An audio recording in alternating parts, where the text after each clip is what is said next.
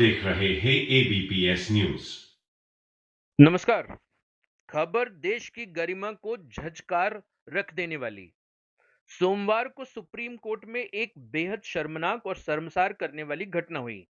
अदालती कार्रवाई के दौरान chief justice of India CJI B R Gavai पर एक वकील राकेश किशोर ने जूता फेंकने की कोशिश की। इस घटना से पूरा देश हतप्रद है। सुप्रीम कोर्ट के इतिहास में पहली बार ऐसी घटना हुई। हालांकि इस घटना से विचलित हुए बगैर सीजीआई गवई ने अदालती कार्रवाई में शामिल हुए वकीलों से कहा कि इससे विचलित न हो, यह चीजें मुझे प्रभावित नहीं करती।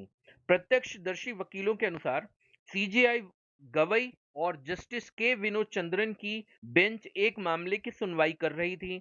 इसी दौरान आरोपी वकील राकेश किशोर ने अपना स्पोर्ट्स शूज निकालकर जज की ओर फेंकने की कोशिश की। सुरक्षा कर्मियों ने उसे तुरंत दबोच लिया। जब आरोपी वकील राकेश किशोर को बाहर ले जाया जा रहा था, तब वह चिल्ला चिल्लाकर कह रहा था कि सनातन धर्म का अपमान बर्दाश्त नहीं करेगा हिंदुस्तान। इतना ही नहीं, आरोपी राकेश किशोर ने मुख्य न्यायाधीश गवई के साथ बैठे जस्टिस के विनोद चंद्रन से माफी मांगी और स्पष्ट किया कि हमले का प्रयास केवल सीजीआई गवई के लिए ही था। उसने पूछताछ में बताया कि वह सीजीआई गवई द्वारा भगवान विष्णु पर की गई टिप्पणियों से नाराज था। हम आपको यह बता दें कि 16 सितंबर को सीजीआई गवई ने खजुराहो में भगवान विष्णु की खंडित प्रतिमा की बहाली की मांग वाली एक याचिका को खारिज करते हुए कहा था कि जाइए, भगवान से कहिए कि वे ही कुछ करें। आप भगवान विष्णु के प्रबल भक्त हैं, तो प्रार्थना कीजिए और ध्यान कीजिए। उन्होंने याचिका खारिज करते हुए यह भी कहा कि यह याचिका केवल प्रचार पाने के लिए दायर की गई है। हालांकि इस टिप्पणी की चहुओर आलोचना के बाद सीजीआई गवई ने कहा था कि वे सभी धर्मों का सम्मान करते हैं।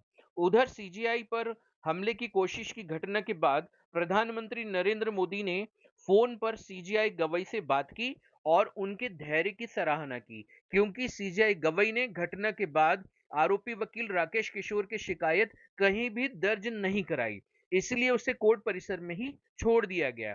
लेकिन घटना को गंभीरता से लेते हुए सुप्रीम कोर्ट बार काउंसिल ने तत्काल प्रभाव से आरोपी वकील राकेश किशोर का लाइसेंस निलंबित कर दिया। राकेश 71 वर्ष का है और वर्ष 2011 से सुप्रीम कोर्ट बार काउंसिल का सदस्य था। अब हम आपको यह भी बता दें कि सीजीआई गवई पर जूते फेंक कर हमला करने वाली शर्मनाक घटना से पूर्व भी ऐसी घटनाएं हो चुकी हैं। वर्ष 2009 में लाल कृष्ण आडवाणी, मनमोहन सिंह और पी चिदम्बरम।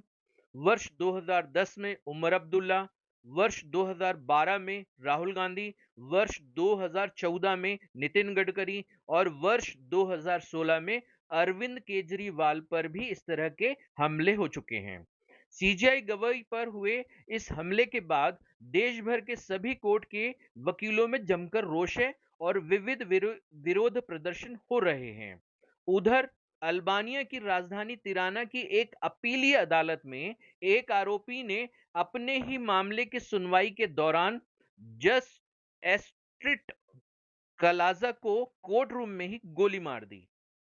आप देखते रहिए एबीपीएस न्यूज, हर मसले पर हमारी नजर।